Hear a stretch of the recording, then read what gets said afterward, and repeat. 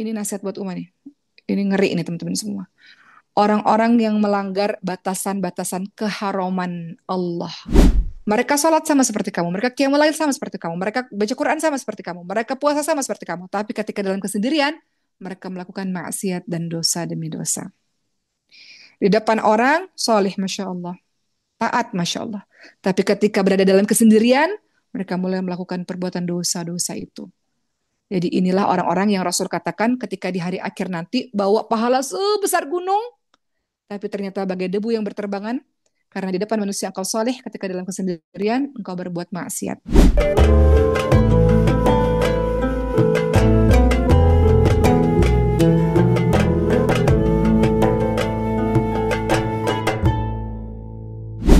Baik, hari ini kita bicara langsung teman-teman semua. Tema kita pada hari ini adalah ibadah yang sia-sia. Langsung mulai pada materi kita pada hari ini.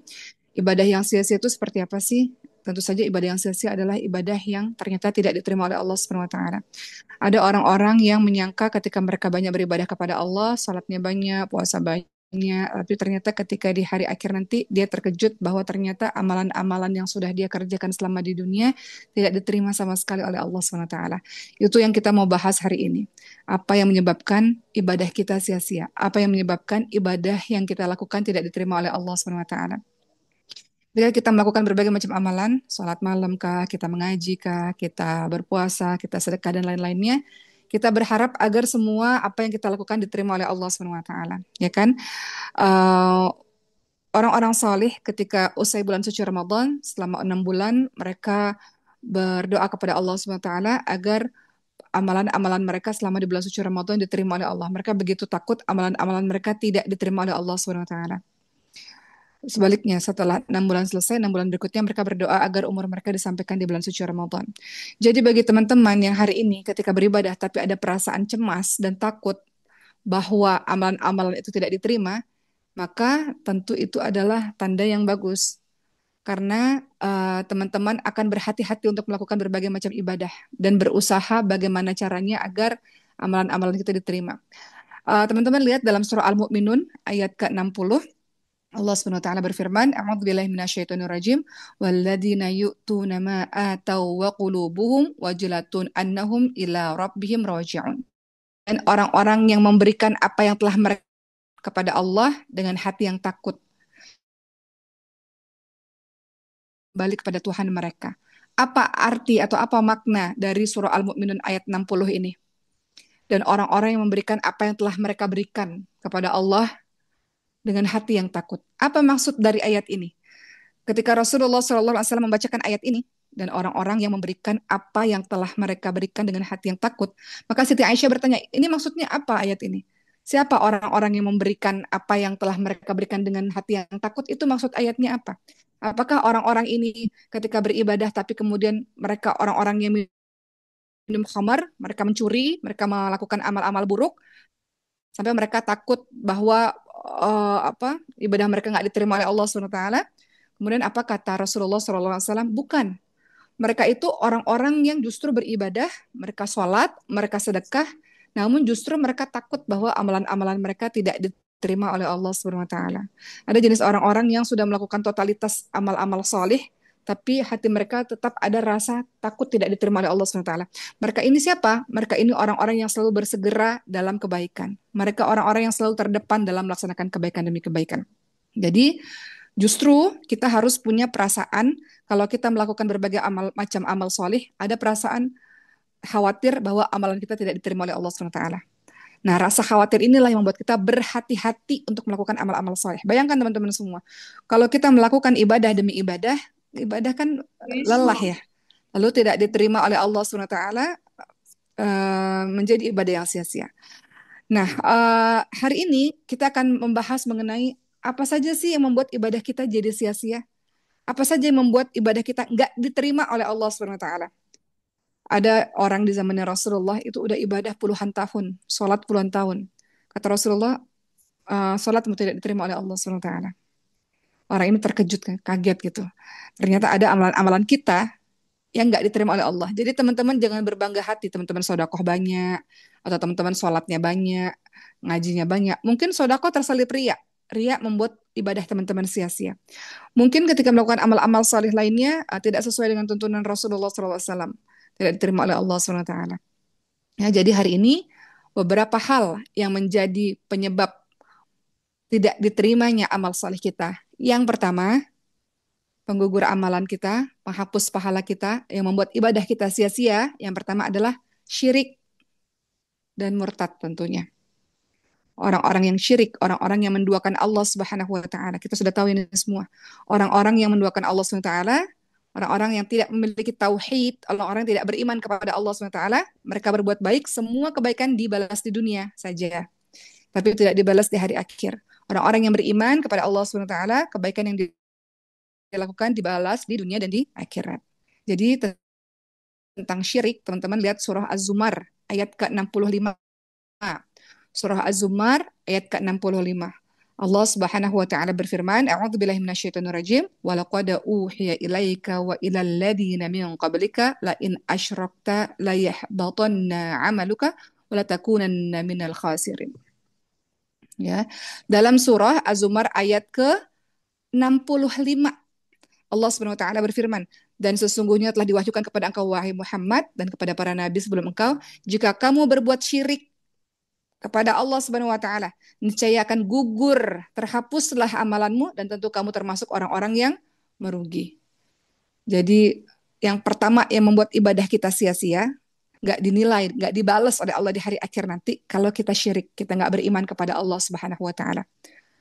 Kita menduakan Allah Subhanahu wa taala. Dan tentu saja berikutnya adalah murtad, keluar dari agama Allah SWT. Dalam surah Al-Baqarah ayat ke-217 dikatakan, barang siapa yang murtad di antara kamu dari agamanya, lalu dia mati dalam kekafiran, mereka itulah orang yang gugur dan sia-sia. Gugur sia-sia amalannya di dunia dan di akhirat.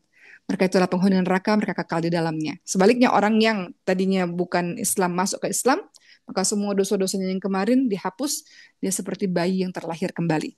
Jadi harusnya cukup iri nih kita nih sama orang-orang yang yang masuk Islam ya.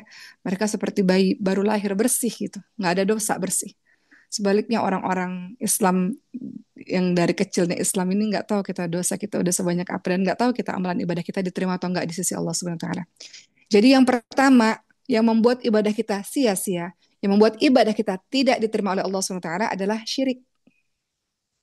Engkau percaya kepada selain Allah, engkau meminta kepada selain Allah, engkau bersandar, engkau takut kepada selain Allah, syirik. Banyak syirik ya teman-teman tanpa kita sadari syirik. Syirik itu contohnya, teman-teman percaya pada jimat-jimat tertentu itu syirik loh teman-teman semua.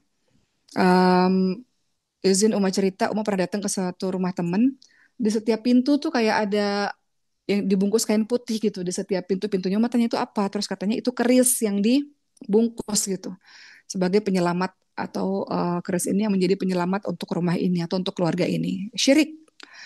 Atau teman-teman punya jimat-jimat tertentu, apa teman-teman yakin kalau saya pakai kalung ini, pakai gelang ini yang menjadi penyelamat saya, itu syirik teman-teman semua. Atau kalau saya punya benda ini, batu ini atau apalah, itu syirik. Nah itu banyak terjadi di Indonesia, itu banyak terjadi ya benda-benda tertentu. Atau kita datang ke seseorang itu memberikan satu benda, itu juga sering juga. Kita datang ke dalam tanda kutip kata kita ustadz gitu ya, tapi kemudian beliau memberikan satu benda dan beliau nulis bahasa Arab. Banyak juga terjadi. Ternyata itu jimat, teman-teman semua ya. Jimat, beliau katakan, udah pegang ini, jaga ini. Bukan disuruh baca Quran, bukan disuruh zikir, tapi disuruh pegang ini dan jaga ini. Jimat itu juga bagian dari syirik. Hati-hati teman-teman semua. Itu yang membuat amalan-amalan kita ditolak oleh Allah Subhanahu wa taala. Izin juga, Uma pernah pergi ke Turki. Di Turki itu terkenal gantungan kunci yang warna biru kayak mata satu gitu, gantungan biru gitu, dan ditempel di mana-mana. Ketika umat tanya ini apa, kenapa ada di setiap tempat, ada di mobil, ada di restoran, ada. Nah mereka mengatakan, sebagian mereka, ini adalah pelindung kami gitu ya, pelindung kami dari berbagai macam kejahatan. Itu syirik. Jadi bergantung pada benda-benda itu syirik teman-teman semua. Seringkali kita cek dalam kehidupan kita, kita punya nggak hal-hal kayak gitu. Atau ada juga yang mengatakan percaya pada ruh nenek moyang dan sebagainya, itu syirik. Jadi bagi siapapun yang menggantungkan dirinya kepada selain Allah, itu syirik dan ibadahmu tidak diterima oleh Allah Subhanahu wa taala. Jadi hapus dari berbagai macam kesyirikan, beribadah kepada Allah semata. Kedua, apa yang membuat ibadah kita ditolak? yang membuat ibadah kita sia-sia, puasamu sia-sia, Quranmu sia-sia, mulai ilmu sia-sia, sedekahmu sia-sia kalau engkau ria. Ria. Ria itu apa sih artinya? Memperlihatkan amalan kepada manusia. Ketika ada manusia, ciri-ciri ria nih. Lawan ria itu ikhlas.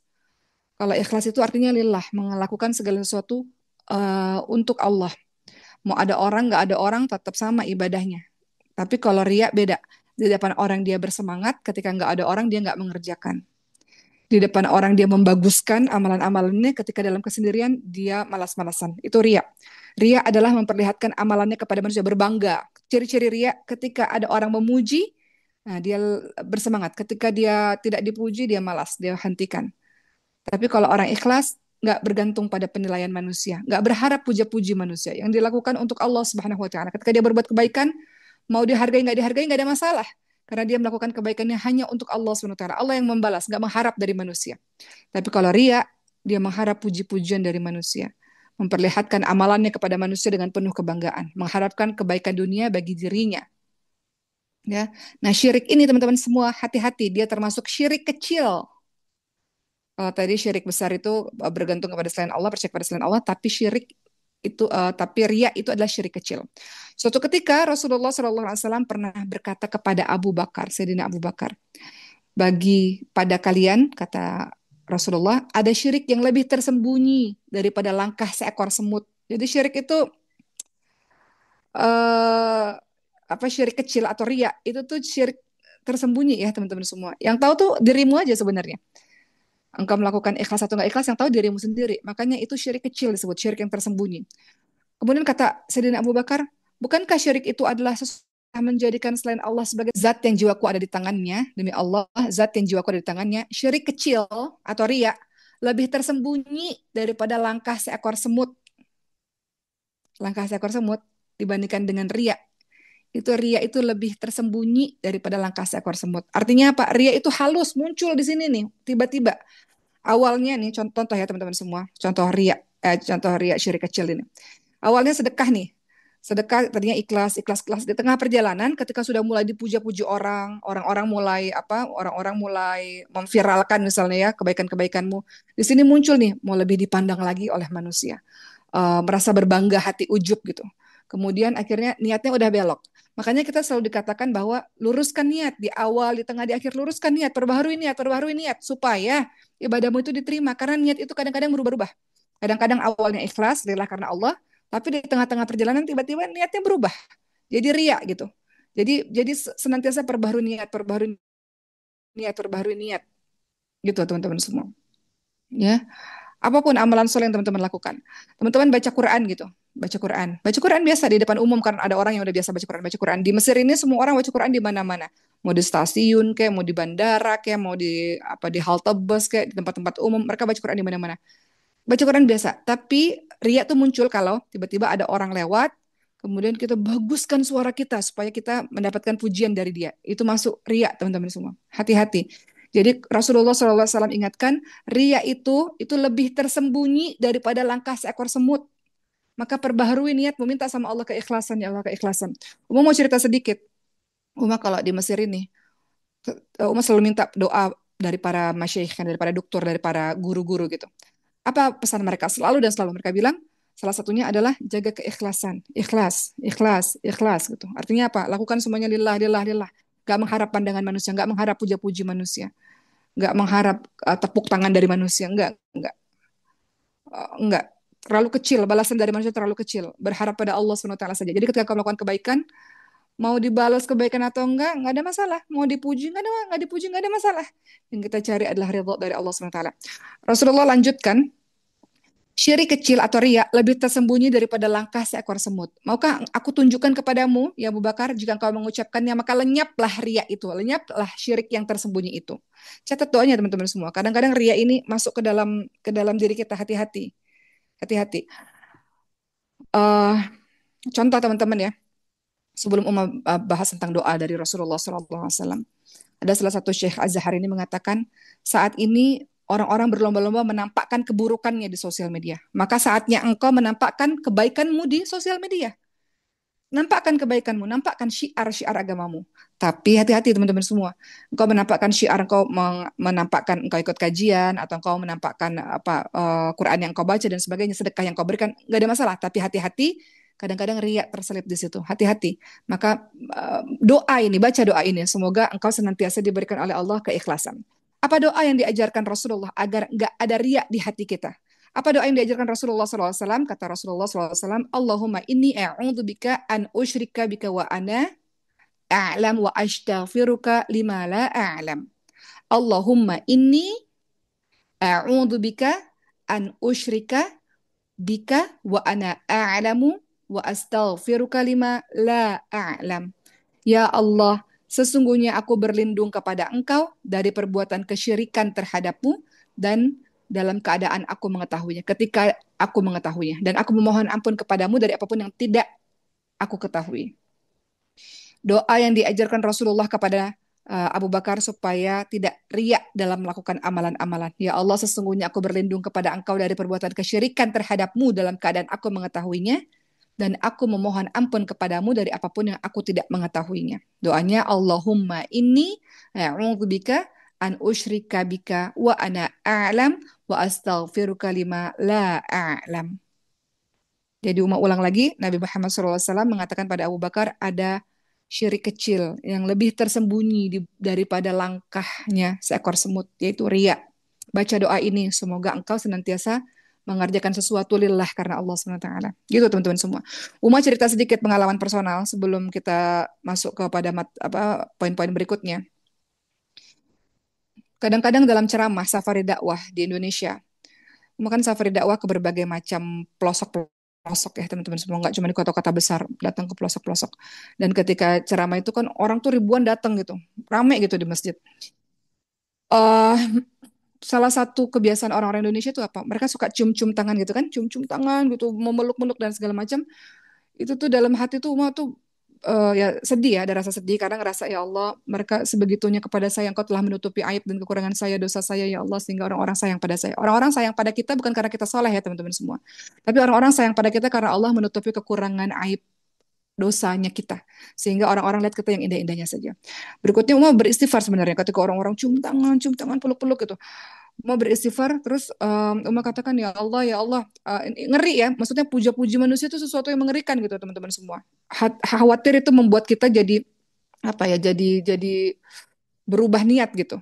Nah, ketika berubah niat, bayangkan Umar dari Jakarta lah istilahnya ya. Kita berangkat dari Jakarta tuh jam 4 pagi, kemudian safari dakwah pagi, siang, sore, malam gitu, 4 titik gitu. Kemudian sampai penginapan lagi jam 12 malam. Bayangkan kalau terselip ria di situ, itu capeknya dakwah dalam tanda kutip. Nggak diterima sama sekali oleh Allah Subhanahu wa taala itu. Makanya itu kadang-kadang mesti banyak istighfar ya teman-teman, melakukan kebaikan tapi di hati kalau udah mulai terasa, aduh ngeri ini, udah mulai ada rasa-rasa senang nih. Ketika dipuji, senang ketika dilihat itu cepat-cepat beristighfar dan cepat-cepat berdoa dengan doa yang diajarkan oleh Rasulullah. Allahumma inni a'udzubika an usyrika bika wa ana a'lam wa astaghfiruka lima la a'lam. Itu doanya. Doa yang diajarkan Rasulullah supaya kita nggak punya riak di hati kita. Ketiga, apa yang membuat amal-amal kita sia-sia, tidak diterima oleh Allah SWT? Mendatangi dukun, mendatangi peramal, mendatangi orang pinter, mendatangi eh, dukun berkedok ustadz. Nah, itu banyak tuh. Contoh sebelum Uma bahas juga ini. Ibu Uma itu punya penyakit autoimun udah 20 tahun lah kurang lebih ya teman-teman semua. Autoimun itu penyakitnya kayak penyakit Nabi Ayub tuh, penyakit kulit yang apa namanya pemphigus vulgaris. Jadi kulit-kulitnya melepuh gitu. Berobat ke rumah sakit iya, berobat ke Pak Ustadz iya, tapi Pak Ustadznya juga macam-macam.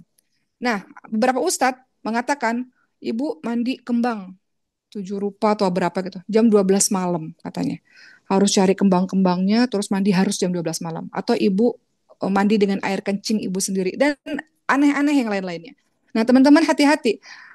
Ketika teman-teman datang ke ustadz yang katanya ustadz, teman-teman perhatikan apa yang dilakukan, apa yang diperintahkan oleh orang ini gitu. Apakah sesuai dengan syariat Allah SWT atau apakah keluar dari syariat Allah SWT? Air kencing itu kan najis kok, dimandiin gitu misalnya gitu ya. Jadi hati-hati teman-teman, kadang-kadang kita punya masalah, kita datang ke ustadz yang mana dulu nih gitu. Kita mau di ruqyah sama ustadz misalnya. Tapi ustadz yang mana dulu? Kalau ruqyahnya ayat-ayat Quran, Masya Allah, betul ruqyah syar'iyah. Tapi ada yang nyuruh kita macam-macam aneh-aneh, bukan ustadz gitu ya. Peramal, kita nanya gimana ya kehidupanku, perdaganganku gimana nih, gimana kita nanya-nanya atau kita datang kepada dukun peramal atau sejenisnya. Sekarang kan banyak nih. Kalau pakai cincin ini, maka akan akan mengeluarkan aura baik dan semua orang akan mencintaimu dan macam-macam lah itu teman-teman semua. Hati-hati karena ini termasuk teman-teman amal-amal ibadah teman-teman tidak diterima oleh Allah Subhanahu wa taala. Allah Subhanahu wa taala dan Rasulnya itu mengecam siapapun ya yang mempercayai perkataan dari para dukun. Gugur pahala salatmu akibat kau bertanya kepada mereka. Walaupun kau mungkin nggak percaya, tapi kau sudah mulai bertanya. Apa kata Rasulullah SAW? Barang siapa yang mendatangi peramal atau dukun, ya, dan percaya pada ucapannya, datang aja udah salah, apalagi percaya pada ucapannya, maka sungguh dia kufur terhadap syariat yang diturunkan oleh Nabi Muhammad SAW. Dalam hadis lain disebutkan barang siapa yang mendatangi peramal, kemudian dia bertanya kepada sesuatu, maka tidaklah diterima sholatnya selama 40 hari. Sholatmu 40 hari yang kau kerjakan enggak diterima oleh Allah Subhanahu wa taala. Karena engkau bertanya kepada para dukun-dukun. Uh, Begitu ya teman-teman semua. Jadi hati-hati kalau mau datang pengobatan alternatif misalnya atau datang ke siapa-siapa, perhatikan kalau memang yang disuruhnya betul ya betul. Uma punya anak sindrom kan, Sulaiman kelainan langka. Pengobatan dilakukan di berbagai macam tempat, gak hanya di rumah sakit tapi juga datang ke para ustadz gitu. Nah, salah satu yang Uma datangi yang katanya ribuan orang datang ke situ gitu, tiap harinya ratusan orang datang ke situ.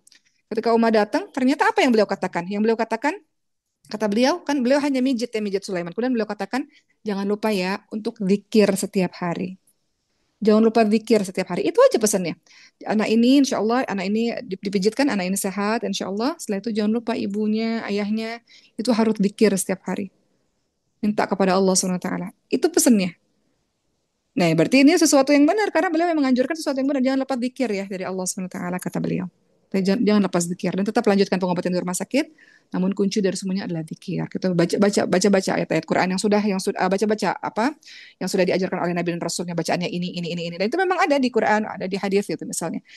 Nah, gitu ya. Jadi kita punya akal pikiran ya teman-teman semua. Kita tahu mana yang sesuai dengan syariat Allah, mana yang keluar dari syariat Allah Subhanahu wa taala. Jadi hati-hati dengan itu.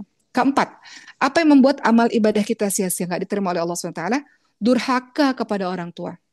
Durhaka kepada orang tua. Nomor empat, yang membuat amalan-amalan ibadah kita nggak diterima oleh Allah Subhanahu wa taala adalah durhaka kepada kedua orang tua. Apa kata Rasulullah SAW? Ada tiga golongan manusia yang Allah tidak akan menerima mereka, tidak menerima amalan-amalan wajib mereka, tidak menerima amalan-amalan sunnah mereka di hari kiamat kelak. Siapa mereka? Orang yang durhaka kepada orang tuanya. Yang pertama. Kedua, orang yang menyebut-nyebut sedekah pemberiannya. Dan ketiga, seseorang yang mendustakan takdir, nggak nerima takdir. Jadi yang keempat, poin keempat, orang-orang yang nggak diterima ibadahnya oleh Allah SWT, yang ibadahnya sia-sia adalah salah satunya orang-orang yang durhaka kepada orang tua. Hadis Nabi mengatakan ada tiga golongan manusia yang Allah nggak akan terima amal-amal wajibnya, nggak akan terima amal-amalan sunnahnya di hari kiamat nanti, yaitu pertama orang yang durhaka kepada orang tuanya. Orang yang suka, yang kedua orang yang suka menyebut-nyebut pemberian dari sedekahnya, ketiga orang-orang yang mendustai takdir, orang-orang yang nggak terima takdir, orang-orang yang marah kepada takdir. Kita akan bahas satu-satu. Pertama, orang-orang yang durhaka kepada Allah SWT. Teman-teman semua, kata siapa?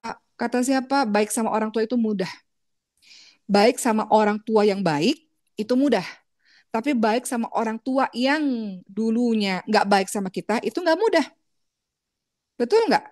Jadi beruntunglah teman-teman yang punya orang tua yang baik. Mudah kita berbakti. Sekarang Ibu Uma ada di Mesir nih sama Uma. Ustaz Zoki, Umoki, kok bisa sih baik sama orang tuanya? Ya karena Ibu Uma sangat baik sama Uma.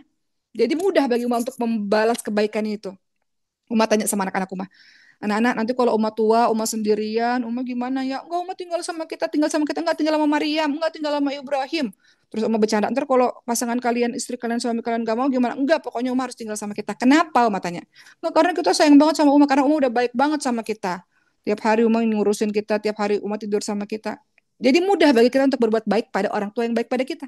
Tapi bagaimana kalau di antara kita ini ada yang pengalaman kecilnya nggak baik gitu? Orang tuanya mungkin keras, suka marah, suka mukul, orang tuanya pergi, nggak bertanggung jawab misalnya gitu. Gimana cara berbuat baik pada orang tua yang kayak gini? Seorang ibu berusia 60 tahun bercerita kepada Umar dengan menangis. Beliau katakan, ibu saya umurnya sudah 90 tahun, demensia, suka kabur-kabur kata beliau. Umar pernah cerita ini pada teman-teman semua. Nggak ada anak lain yang mau ngurusin. Sementara saya ini anak yang saya benci sama orang tua saya karena di masa kecil orang tua saya nggak baik pada saya. Kemudian saya memilih untuk mengurusnya. Rasanya luar biasa gitu ya, nggak mudah gitu. Berbuat baik pada orang yang sudah nggak baik sama kita tuh nggak mudah. Tapi itulah bakti teman-teman semua. Itulah bakti yang dahsyat ya dari seorang anak kepada orang tuanya. Dan anak-anak yang nggak bakti atau durhaka kepada orang tuanya itu salah satunya membuat amalan-amalan kita nggak diterima di sisi Allah SWT. Jadi minta sama Allah kekuatan untuk bisa berbakti pada orang tua. Karena durhaka salah satu ya, durhaka salah satu yang membuat amalan kita nggak diterima oleh Allah SWT. Yang kedua tadi mau bilang apa? Berikutnya orang-orang yang menyebut-nyebut sedekah. Kalau engkau sudah memberikan sedekah teman-teman semua, lupakan, jangan diingat-ingat. Ada orang-orang ngomong begini, dia itu ya bisa sukses gara-gara saya yang sekolahin. Kalau nggak gara-gara saya, mungkin dia nggak sukses kayak gitu. Dia itu ya dulu saya yang bantuin dia sampai dia sehebat ini. Nggak perlu disebut-sebut teman-teman semua. Kalau nggak gara-gara saya, ini masih nggak mungkin kebangun nih gitu. Kalau kamu nggak bantu, orang orang Allah akan kirim orang lain untuk bantu dia kok. Kalau engkau nggak bantu, Allah akan kirim orang lain untuk membuat anak itu sukses. Emang takdirnya sukses, emang takdirnya pesantren itu jadi kok. Gitu. Jadi bukan gara-gara kamu, bukan. Jadi jangan pernah mengatakan saya sudah berjasa dalam kehidupan kamu. Sama ya teman-teman semua. Teman-teman merasa berjasa pada kehidupan suami gitu, atau teman-teman ngerasa berjasa pada kehidupan anak, paling berjasa pada kehidupan seseorang. Nggak perlu diingat-ingat, nggak perlu. Ketika engkau mengingat-ingat, apalagi engkau menyebut-nyebutnya, kamu tuh sukses gara-gara saya. Kamu ingat nggak dulu saya yang bantu? Nggak perlu. Ketika engkau mengucapkan itu, amalan-amalanmu nggak diterima, teman-teman semua. Sayang. Udah capek-capek berbuat baik, udah capek-capek apa bersedekah dan sebagainya nggak diterima, sayang. Jadi apapun kebaikan yang kau lakukan, lupakan. Sebaliknya, kalau ada orang lain berbuat baik padamu, ingat dan balas kebaikan itu dengan yang lebih baik. Gitu. Kemudian berikutnya orang yang nggak diterima oleh Allah, ibadahnya adalah orang-orang yang mendustakan takdir, nggak terima takdir. Marah dia kepada Allah SWT. Mendustakan takdir tuh nggak terima. Nggak terima ya Allah.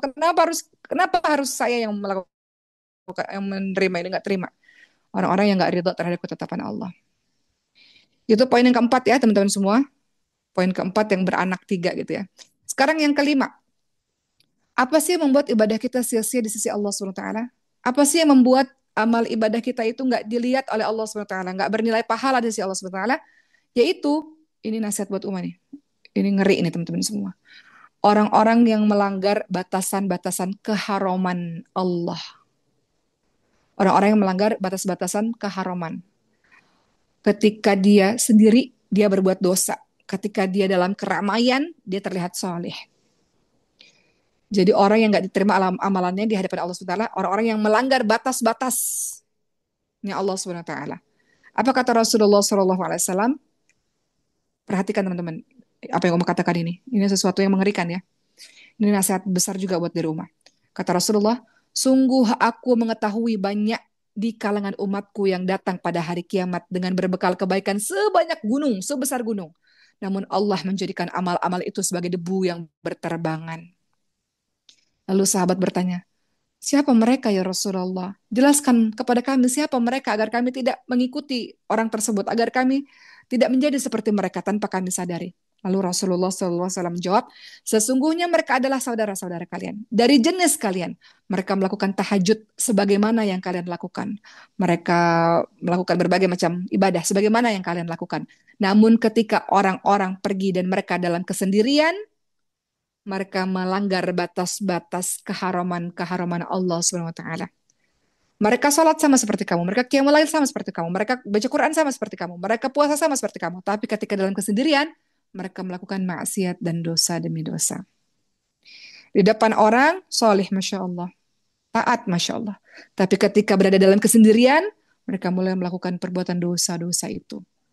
Jadi inilah orang-orang yang Rasul katakan ketika di hari akhir nanti bawa pahala sebesar gunung, tapi ternyata bagai debu yang berterbangan, karena di depan manusia engkau soleh, ketika dalam kesendirian engkau berbuat maksiat. Inilah orang-orang yang amalannya, ibadahnya sia-sia, tidak diterima oleh Allah SWT. Yang keenam, siapakah orang-orang yang ketika mereka melakukan ibadah, lalu mereka tidak diterima ibadahnya oleh Allah SWT? Orang-orang yang bersumpah atas nama Allah SWT. Tapi sebetulnya sumpahnya tidak betul ya. Jadi bersumpah dengan nama Allah SWT. Jadi suatu ketika teman-teman semua, Rasulullah SAW bersabda, sesungguhnya ada orang yang berkata, demi Allah. Nih hati-hati nih kalau nyebutin nama demi Allah nih ya teman-teman semua ya.